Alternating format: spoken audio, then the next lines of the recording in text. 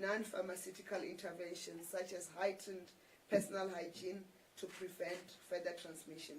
Cabinet supports the call by President Ramaphosa in his capacity as the African Union champion on pandemic prevention, preparedness and response for all partners to collaborate closely with the African CDC to ensure that there is appropriate support from the international community, guaranteeing equitable access to medical countermeasures, including diagnostics, therapeutics, and vaccines. And on the foot and mouth disease, major progress has been made in tackling the foot and mouth disease in the Kucha and Kokama local municipalities in the Eastern Cape, with the latest clinical reported cases in mid-July. Animal movements in and out of the affected regions continue to be monitored to prevent the spread of the disease to unaffected areas in terms of the disease management area, and the transportation of livestock from one place to another requires transport permit from a local state veterinary officer to prevent the spread of the disease. The 30 cattle farms that have tested positive for the disease have been placed under quarantine, and vaccination efforts continue to control the spread of infection and reduce the severity of clinical symptoms. Additionally, preemptive vaccination has been carried out on a further 37 farms identified as high risk due to their proximity to infected areas. In total, over 92,000 cattle and nearly 600 sheep across 67 farms have been vaccinated. On the school nutrition program, Cabinet has noted the proposed modernization strategy of the National School Nutrition Program and support the work underway to ensure proper due diligence on the proposed approach to safeguard the interests of the 9.7 million learners who are daily beneficiaries of the scheme. The Minister of Basic Education is attending to this matter. On the Women's Month commemorations, remember August is Women's Month, and we continue to commemorate the achievements that our country has made in empowering women in honor of the women of the 1956 March. On the National Aviation Gender Summit, South African Civil Aviation Authority, SACA, an entity of the Department of Transport, hosted a successful National Aviation Gender Summit in KwaZulu-Natal on Wednesday, 21st August 2024, to promote the participation of women in the global aviation sector, as well as advancing women's rights in the sector. On the South African Regional Webinar on Economic Empowerment of Women, the Department of Women, Youth and Persons with Disabilities is hosting a two-day webinar on the economic empowerment of women in the Southern African region, which started yesterday, 21st, and it will end today, 22nd August 2024.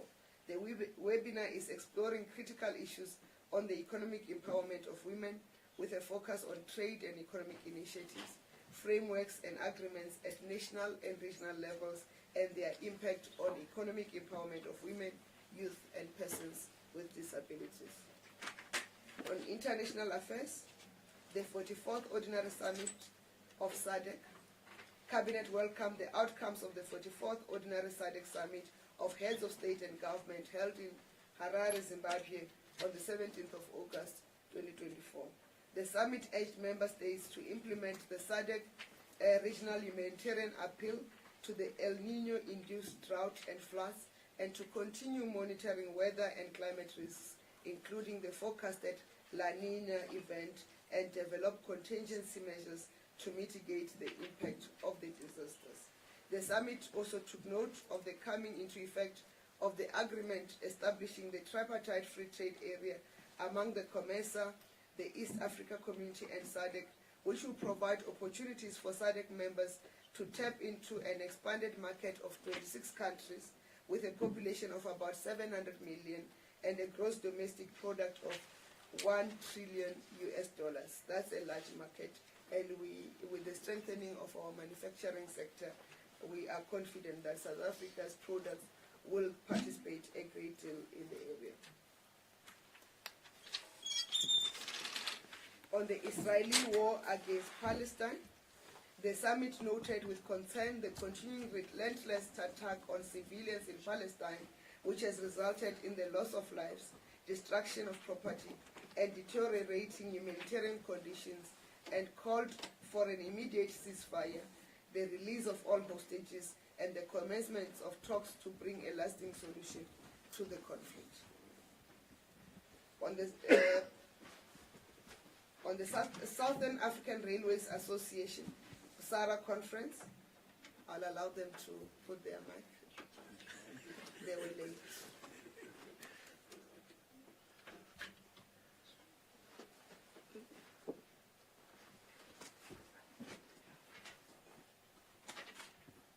You are welcome. Thank you very much.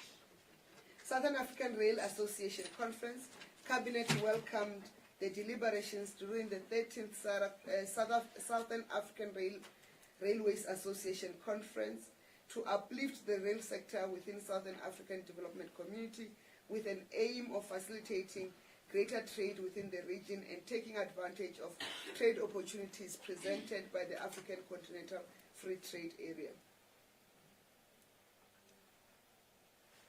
A thriving SADC rail industry requires greater rail investment and collaboration within SADC region to address its many challenges.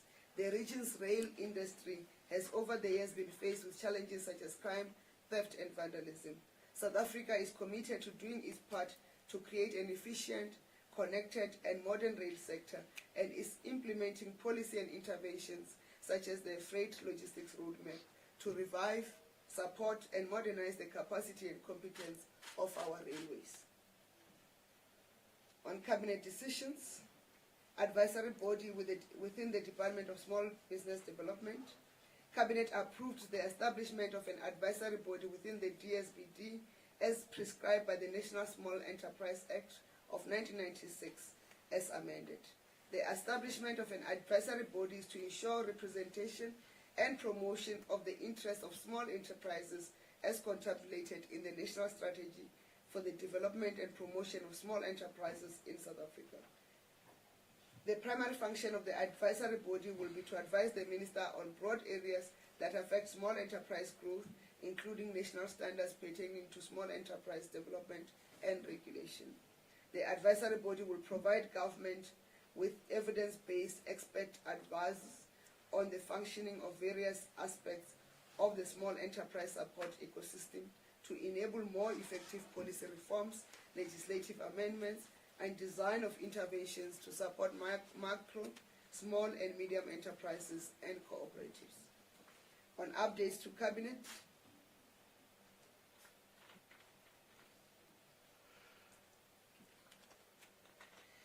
outcomes of the 35th meeting of the parties to the Montreal Protocol on the substance that depletes the ozone layer. Cabinet received a briefing on the outcomes of the 35th meeting of the parties to the Montreal Protocol on the substance that depletes the ozone layer that was held in Nairobi, Kenya in October 2023.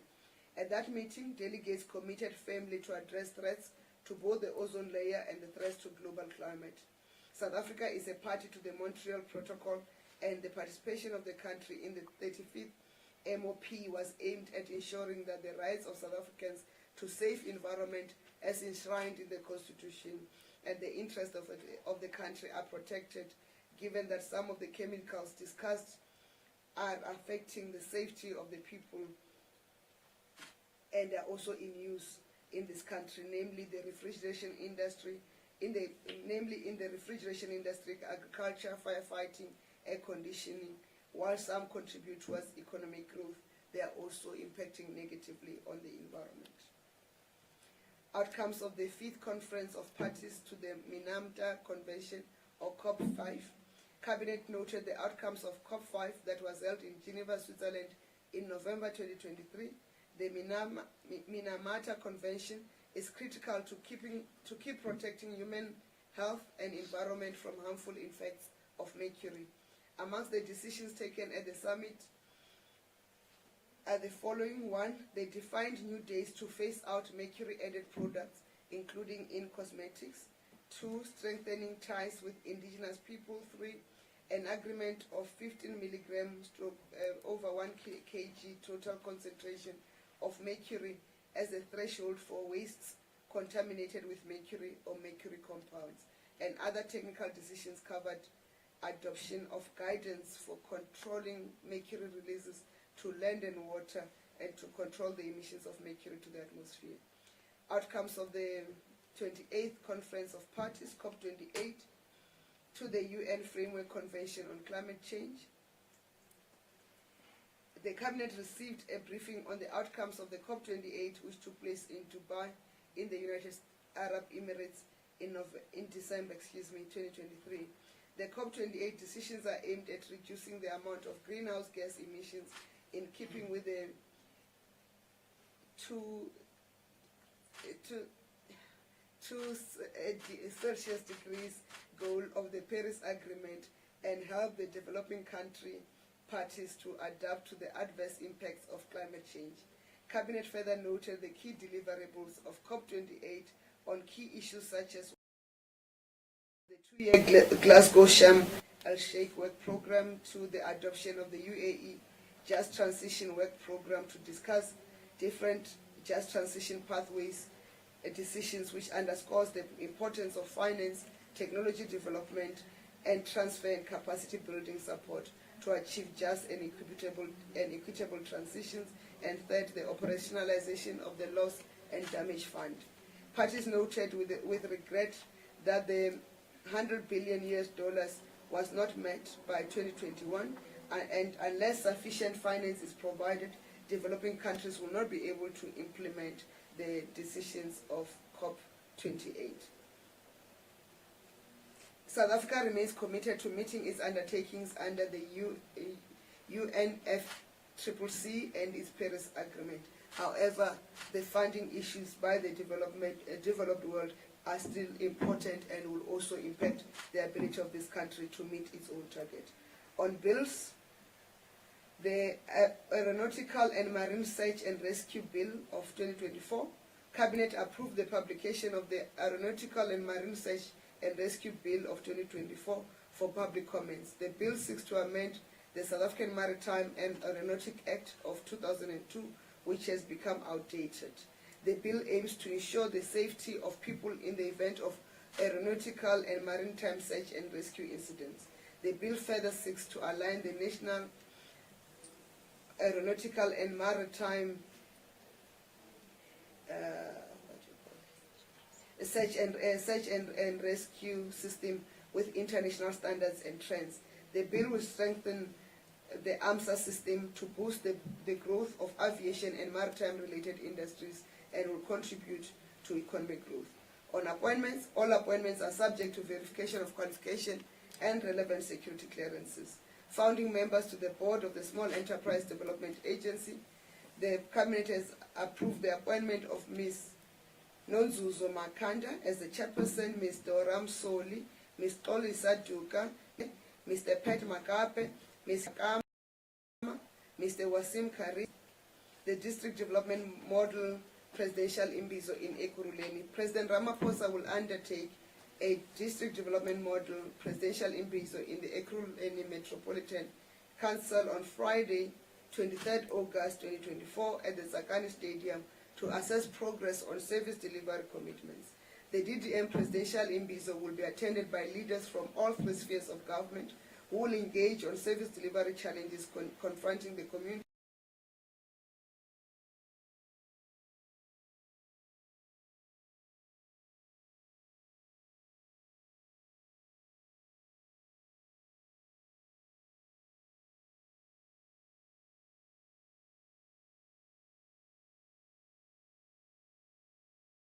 Municipality in line with the principle of one government, one plan, one budget.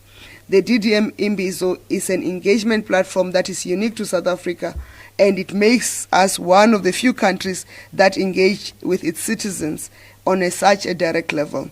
The residents of Ekurhuleni are invited to come in their numbers so that they can engage on plans in place to resolve the water shortage problem and measures the communities working with ESCOM must undertake to avoid recurring load reduction in those areas. The hosting of the Aviation Africa Summit and Exhibition, Cabinet considered and approved for South Africa to host the Aviation Africa Summit and Exhibition in Johannesburg from the 16th to the 17th of September 2024. The summit and the exhibition is a major trade event for the aviation industry. In addition, the event will expose South Africa as a tourist destination and present an opportunity to market other South African products to the summit and exhibition participants. Conference on Migration. The National Planning Commission, together with the International Organization on Migration and the UN Development Programme, are convening a conference on migration in Johannesburg from the 20th to the 23rd of August 2024. The conference is exploring and discussing migration as a driver of development, with a particular focus on leveraging diaspora capital and international collaboration. Tourism Month. The 2024 Tourism Month program, which will run from the 1st to the 30th of September 2024, was launched in the Northern Cape in recognition of the need to spread the veil of tourism around the country. As the country invites domestic and international visitors to explore South Africa's majestic tourism destinations, vibrant living cultures and traditions, the government is hard at work to further expand the sector by unlocking the untapped tourism potential in our townships, villages and small towns. By doing this, we'll further grow and diversify the tourism offering of South Africa. The state visit to the People's Republic of China. His Excellency President Cyril Ramaphosa will undertake a state visit to the People's Republic of China from the 2nd to the 5th of September 2024 that will further strengthen diplomatic and trade relations between the two countries. The visit follows President Xi Jinping's 4th state visit to South Africa in 2023. China is South Africa's largest trading partner, with bilateral trade standing at $34 billion in 2023, made up of exports totaling $12 billion and imports totaling $22 billion. China has also been a major contributor to South Africa's investment drive and is our largest source of foreign direct investment. A number of important agreements are expected to be concluded during the state visit, including a framework agreement on development cooperation, the trade balance, and market access expansion. A South African delegation will also participate in the Forum of China-Africa Cooperation, commonly known as FOCAC, which will take place from the 4th to the 6th of September 2024. FOCAC is a multilateral coordination mechanism between China and African countries, and it is viewed as a cooperation platform within the Chinese Belt and Road Initiative, which is China's global infrastructure development strategy. On messages, we'll start with us being a winning nation. Our nation's sportsmen and women continue to proudly raise our flag high in various sporting codes across the world and further unite us as a country. Our rugby world champions, the Springboks, defeated Australia for a second time and remain unbeaten in the rugby championship. Australia was also the scene of a magnificent victory for Diarcus, pardon my butchering his name, Duplessis, who retained his UFC middleweight title by defeating Nigeria's Israel Adesanya in Perth. I don't know why we put Nigeria.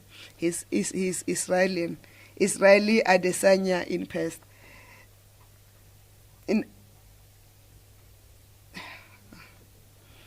The Proteas kept their winning streak, defeating the West Indies in the second cricket test in Guyana and winning the test series 1-0. Team SA won 1 by gold, 3 by silver, and 2 bronze medals at the 2024 Paris Olympics, doubling their medal tally from the previous 2021 Tokyo Olympic Games. This achievement will live long in our collective memories. As a nation, we celebrate the South African relay team of Bayanda Walaza. You saw the teenager, Bradley Nkwana, who did it for his grandmother, Sean Maswanganyi, and Akani Simbine, who really anchored the team for winning a silver medal in the men's 4x100 relay final. They set a new African record of 37.57 seconds. Further, Joanne van Dijk won a silver medal during the women's javelin event. These victories demonstrated the power of sport to unite and transcend all boundaries. Cabinet encourages South Africans to use unifying moments as opportunity to reach out to fellow South Africans to build the society that we all want to live in. And we cannot forget our lady Tatiana Smith, who did us proud also with her gold, and she set the waters ablaze and when she took her final lap at the Olympics. And also we have to congratulate Kuro Hazeldine for their support to Bayanda Walaza and sending his personal coach to support him there. For a teenager his age to be given that opportunity and the school to give that support, it's really a good step that all our schools should focus on. And we are also happy and encouraged that school sports is coming back strongly in the public schooling platforms. On congratulations, Cabinet extends its congratulations and well wishes to the newly crowned Miss South Africa 2024, Miss Maya Leroux, and salutes her resilience. Maya Leroux represents a true South African spirit of personal triumph over adversity. As a first person with a disability, a hearing impairment, to be crowned Miss South Africa, Cabinet wishes her well in a new responsibility as a true ambassador of what is being a South African. We also send our well wishes to the outgoing Chief Justice Raymond Zondo, who is retiring at the end of August 2024 after a distinguished judicial career spanning 24 years. Ms. Fikile Marakala, who secured second place in the photo category of the SADC Media Awards in 2024. She began her career at the Government Communication and Information System as an intern and is now employed as part of the Deputy President's photography team. She's one of our own, and is she not in the room? She'll take a bow if she's in the room. Mr. Benjamin Moshotama of Channel Africa Radio, who scooped second place in the radio category at the SADC Media Awards 2024. To the dance group, Durban's Wu-Tang Crew, for winning gold and silver in the Judo World Street Dance Championship. The group achieved gold in the under-14 intermediate category and crowned intermediate world champions. To Councillor Dada Murero, the newly elected mayor of Johannesburg, and we wish him well as he undertakes the task of leading South Africa's largest metro. On condolences,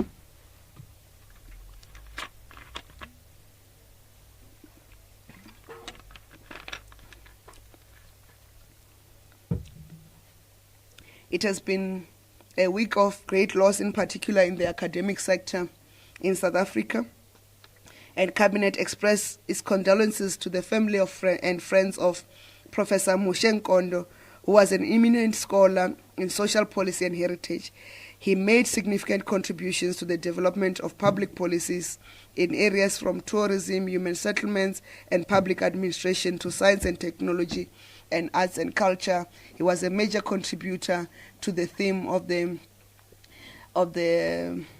heritage. What do they call it? It's a heritage park in where the funeral service is going to be held tomorrow. But he's also a former vice chancellor and principal of the University of Venda, and contributed greatly to make sure that that region of Limpopo in particular performs academically, has its own university and development. He worked both from University of Limpopo, Univen, UNISA. Anyway you mention, Professor Nkondo has worked there. And also, we woke up to the news of the loss of Mr. William Smith, the mathematics and science education innovator and recipient of the prestigious National Order of the Baobab. Mr. William Smith helped many learners by simplifying maths, science, biology, and English lessons on SABC Learning Channel program. Including myself, I benefited from his extra classes when extra lessons were not there. This is the man who introduced virtual teaching before the digital age. We all watched him on SABC TV. We also send our condolences to the family and friends of Ms. Zanele Mbokazi Nkambule, who was a presenter on Ukhozi FM and the founder of the Crown Gospel Awards. May their souls rest in peace. Thank you.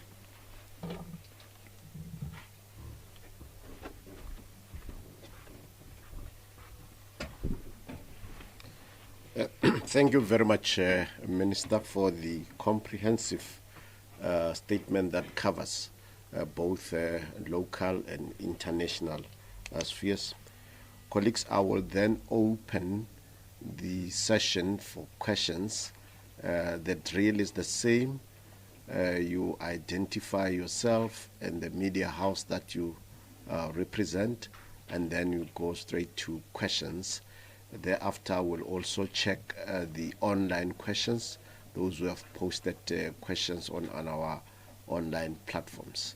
Thank you very much. May I check in the room first if we have any hand?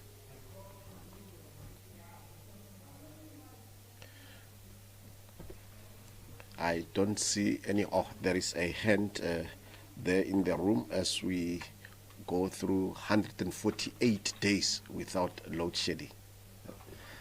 Thank you. From Newsroom Africa. The first question, Minister, is on the imbizos that are taking place, the one that's going to be taking place tomorrow.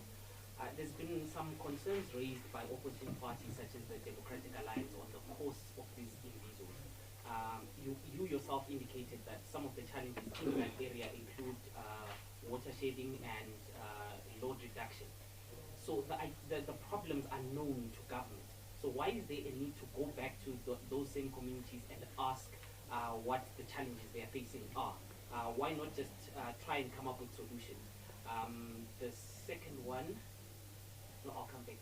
I've forgotten the second question. Thank you very much, Julia. Let me check if there is any other hand. Perhaps, Minister, with your kind allowance, we can take one question online. Yeah. Okay, thank you. TK? Thank you, Mr. B, and colleagues. The first question from online is coming from Business Report, and the question is, what update did Cabinet receive about the postponement of the signing ceremony for the Presidential Health Compact as it was scheduled for Thursday last week? Can I continue? Yeah, you may continue. And the second question, still from Spelele, is since big business is refusing to sign the health compact due to its explicit pledge supporting the NHI, and that this clause was amended unilaterally by the government, what does this say about the partnership between the government and the private sector, which President Cyril Ramaphosa hailed in his weekly newsletter this week? And we have a question from Kolekani Makuwane from Business Times. And the question is, please advise if an update was received by Cabinet on the major Petro SA, SWF, and Central Energy Fund, and if Cabinet has a view on Petro SA CEO Koile Sizani, who was appointed in February on a probationary basis, but as yet to be confirmed as permanent CEO. No, thank you very much. I think my colleague has also rejuvenated the questions. When it comes to the national dialogue, was there any discussion amongst the executive on when that will be held? Thank you.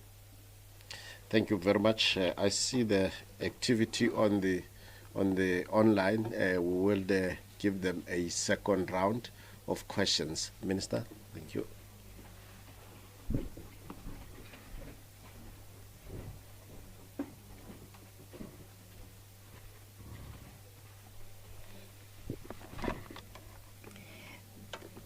Thank you. Let me start with the first question from Junior on the imbizos and the DA. The DA is part of government, and you'll see the ministers at the imbizos themselves and deputy ministers answering the questions there. So the imbizos are not about what we know. It's also the ability of government to receive feedback from the communities, direct feedback. Remember the mechanism of getting feedback, you rely on media to relay what you say people are saying. But that direct engagement gives a different approach and understanding both from communities and the people. And let me take the examples that we have referred to in the Tsakani area and Etwata. the water problems. They are not water shading. The issue is that they are connected. The water supply to Ekurhuleni comes through. They use it from rainwater. They use the line from Tshwane, and because Tshwane is low lying and Ekurhuleni is higher, so when Tshwane has high consumption, Ekurhuleni will then not have water. They've put in 39 reservoirs. I may be not getting the number right, but we know, I think it's 39 reservoirs. But they cannot be filled up because of the consumption in Tshwane. So rainwater must then put a line into the direct line for Ekurhuleni to have its own water. And we know we have a challenge of water in Gauteng. But if you go back, you see that program has been rescheduled a number of times. The Minister of Water will be there, the President will be there. Rainwater will have to make a commitment, both in front of the people, the President, and their Minister, to say when is that line going to be built. And that commitment is important to build a relationship of trust between the people, their government, because they'll know that the President will be watching. And you know that we have introduced fortnightly briefings. I think next week is the Minister of Water will be briefing in terms of progress they're doing to deliver water in areas that have those challenges. We do that, but also the direct engagement, like when you engage with me in this briefing, because we could simply issue a statement and you read the statement and you print whatever it is, but we do the direct engagement so that you can have the other explanation. But it's a relationship between government and its people, and that relationship is cardinal, because a government that is not in touch with its people is not with being a government at all. And on the issue, and I want to deal with the issue of the load reduction. The load reduction problem in that area is because people have done illegal connections in the area, and no matter what government can do, what ESCOM can do, without the people committing to remove illegal connections and make sure nobody connects illegally and start paying their electricity, ESCOM will be left with no choice but to do load reduction to manage the consumption, the illegal consumption that is taking place on the grid. So that is also another level of compacting to say load reduction is happening because of this. Can you commit? And as communities, as we go back, the President goes back to these places and will say, previously when we were here, you committed to do the following so that load reduction can stop. But to date, you have not done your part, and therefore ESCOM cannot meet you halfway in those. So that's part of building a relationship between government and its people, and you can never put a cost to that. That is an important part of our democracy and engagement. And there was a question and let me deal with the next question that you raised on the national dialogue.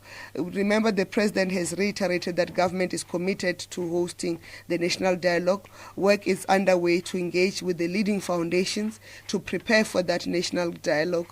And when those preparatory works have been done, we will then announce the date. But Cabinet did not consider the matter. I just felt that I must just update on the issue that there is consultations underway in terms of planning the agenda and all those, and the mechanisms of running the dialogue. You can go back to the previous dialogue that was done in the country. You'll see the extent of the planning that is detailed. But we appreciate the efforts that the foundations led by the Thabo Mbeki Foundation have done to prepare for the national dialogue. And then there was a question around the merger of SAFE, SFF and Petro SA. In this cabinet committee, we didn't receive the briefing, but we have previously we continue to receive updates on the process to merge those and the various proposals and the permutations the Minister and the Department of Minerals and Petroleum are considering for the merger.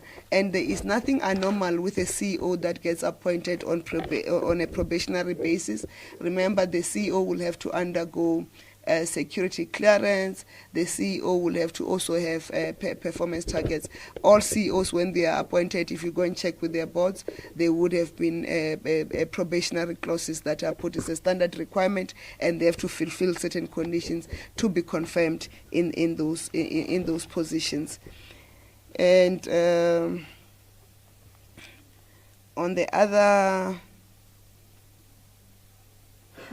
questions from Spelele on whether we receive an update on the postponement of the signing ceremony. the presidential health compact is being signed today, and there was no need for an update really. It's going to be signed today. The acting president, Deputy President Paul Mashatile, will oversee the signing. I think in an hour's time from now, the ceremony will start. And the issue around the NHI, I've explained previously that everyone in South Africa, whether it's private sector, whether it's government, whether it's civil society, agrees on the need for access, universal access to health in this country. And that universal access to health is underpinned by quality health infrastructure and enough or sufficient and well-trained health professionals, and also everybody, irrespective of their status and standing, having access to the medical care that they require.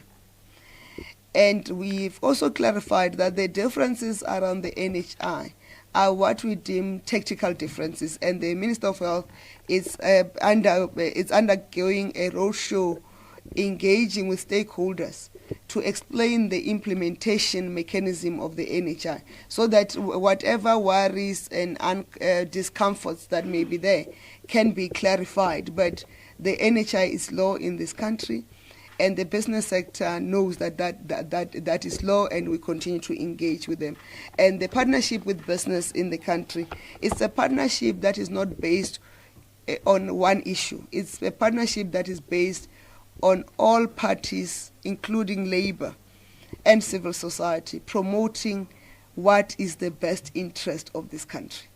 So the NHI, the small differences around the NHI cannot disrupt the partnership and the strong partnership between a government and business in this country, because business understands we need a better South Africa, a working South Africa, and a better South Africa for all. Because if there's any sector of society or any corner of the community that is not excluded, that feels excluded, that is not included, that feels excluded, whether economically, whether socially, and otherwise, this country will never be stable, and that is not good for business, that is not good for workers, that is not good for the citizens of the country in general.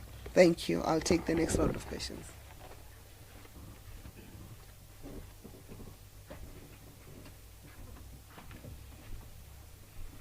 Thank you very much, Minister. I'm not sure, before I go online, if there is any follow-up question from the room. Going. Tagalani, take us through the next questions. Thank you, Mr. B. The following questions are from Terence Kramer from Engineering News. And the first one is, when is the Electricity Regulation Amendment Act expected to come into force now that it has been signed by the President? And does the Cabinet expect a legal challenge to the electricity regulation in light of constitutionality concerns raised ahead of the signing? And what is the composition of the delegation that will accompany the President to China? And what specific trade and investment issues does South Africa expect to raise with the Chinese government? And we have a question from Welling Prince from Network 34. And the question is, did the President attend yesterday's cabinet meeting? And what is the latest in terms of his help, seeing that the President delegated some of his public engagements to the Deputy President or ministers over the last few days? And we have a question from Paul Bloomberg. Does South Africa still support the China peace proposal on Ukraine, Russia, or does it feel that it is now out of date? And we have Sophie Mukwena from the SABC, and the question is in line with Paul's question. In the essence, the question is, has South Africa spoken to Ukraine and Russia in recent months? Thank you. Thank you very much, Minister. There are some of the questions. I think I see some activity again. We might have the last round. Thanks, Minister.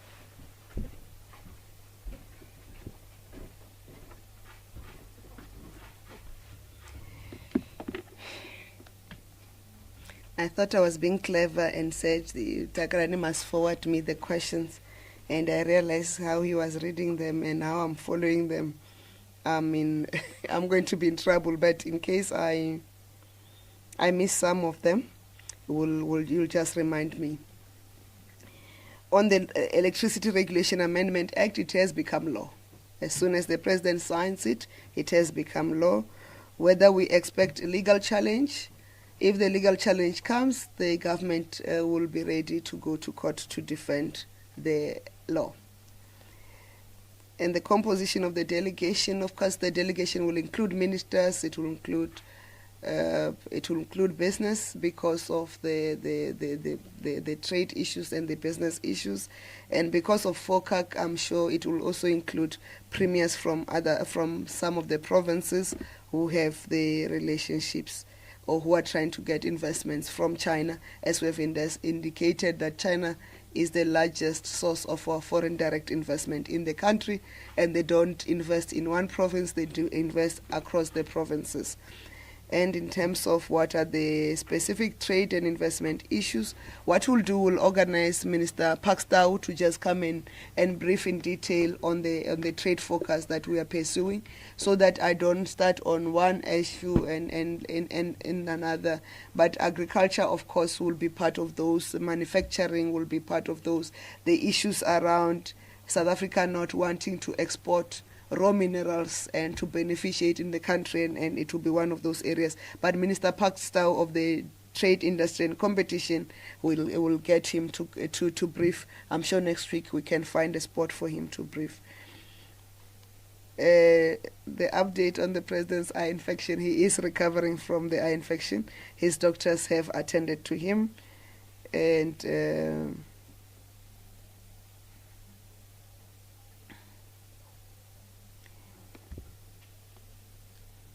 I do not know where South Africa expressed South Africa's position on the Russia-Ukraine conflict is based on its foreign policy objectives that all wars must come to an end.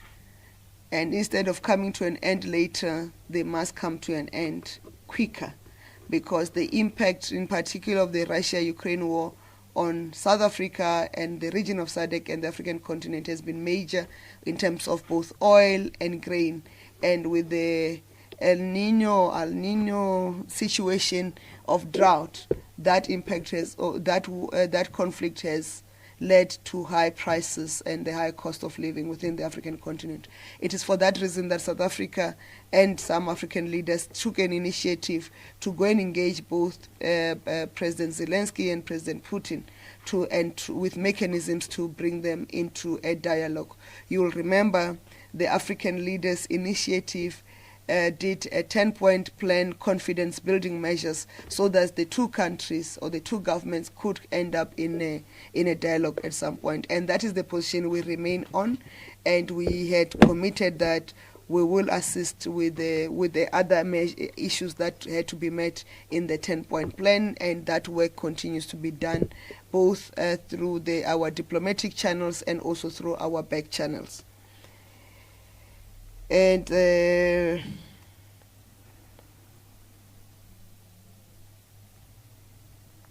there was an issue around whether the President attended cabinet. No, the President did not attend cabinet. President Mashatile has been acting, Deputy President Mashatile has been acting President as the President receives treatment and recovers from his eye infection.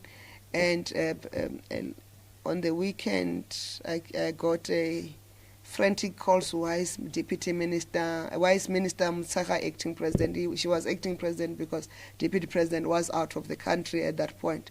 In terms of our constitution, the Deputy President acts for the President when the President is not able to fulfill his duties. In the absence of both the President and the Deputy President, a minister can be appointed, so that we we clarify ourselves and each other, and there are no confusion. So when you see a minister appointed acting, it will mean the deputy president is also not available to take up his acting responsibilities. Did I leave any question that were asked? Takarani, did I leave any question that you had asked? No question was left, Mr. Thank you.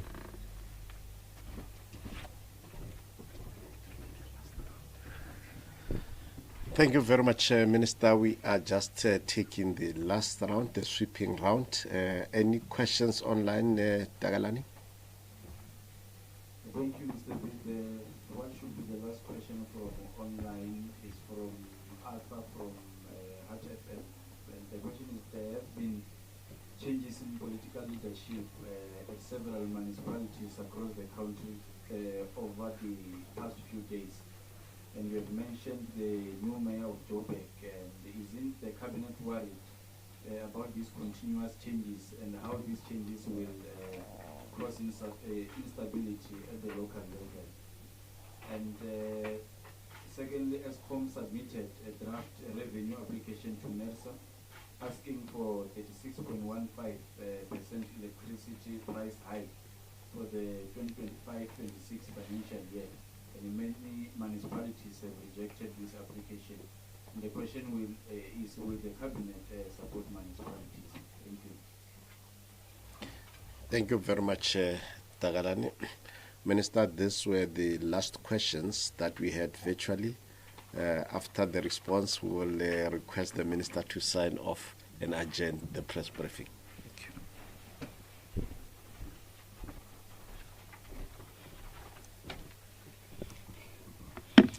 And I'm trying to call a friend on the NERSA tariff issues, and I'm hoping the DG is helping me check the information I've asked on the NERSA tariff. On the continuous changes of leadership in municipalities, if you'll recall, in the 6th administration, the Department of Culture, led by then Minister Thembi Smelani, drafted a bill which is in consultation with, which is out for public consultation, that was looking at a framework for coalitions and collective governing in municipalities, where the largest party will then form government with the participation of others. And that initiative was also championed by Deputy President in the 6th administration, including convening engagement sessions on that framework, because we believe that there should be stability in municipalities. But the executive mayor of the city of Johannesburg has been elected, is the largest metropolitan. We need to acknowledge that election and wish him well, because the failure of Johannesburg has significant consequences for the country, that is South Africa. And therefore we wish Councillor Dada Morero well in his endeavors, and will continue to be available to support him. On the NERSA tariffs, the major issue is the worry around the cost of living and the impact. I think ESCOM, if I'm not mistaken, recently lost a case where they wanted to recover monies from municipalities and therefore indirectly consumers. Because in this current environment, it's not ideal to have exorbitant tariffs. So it's not just cabinet supporting municipalities. It's going back to what I announced earlier, to say there are ministers who are working on the cost of living adjustment. We've started on fuel, but we are going, part of the extension of that work is going to cover electricity and other areas of impact. We just wanted to start on fuel because if you have a larger scope, you will not be able to complete that work quick enough. But if we focus on a particular area, bring it to bed, then we can have South Africans can have relief on that part of on that aspect, whilst we work on the other mechanisms. So we'll have to, as the cabinet committee deals with the with the cost of living implications for South Africans, will have to engage with the not only the NERSA tariffs, but the cost of electricity in the country. You'll recall that at some point, electricity was one of the cheapest services in this country, and how we claw us back into that. And we know that the challenges were exacerbated by the problems we were confronted with at ESCOM. But where we're sitting, the impact of the electricity prices on citizens is not something that Cabinet is not aware of, and Cabinet has a committee that is working on a collective cost of living package. But because of the scope, we are going to focus on that on one matter and bring it to bed and move to the next one. I'm sure that and confident that when we are done with the focus on fuel, we'll then also move to the focus on electricity. Not saying in other areas it will not be possible. I'm aware that the Minister of Human Settlements is going to be briefing on the packages they're doing to make housing affordable to the missing middle category of people. She was supposed to brief this afternoon. It has been postponed. Well, I'm sure we're going to reschedule. Okay, I'm told she's going to brief on Monday, because we continue to find measures in our individual departments, but also in areas where it requires collective efforts of departments or a cluster to make sure that we alleviate the impact of the high cost of living to South Africans.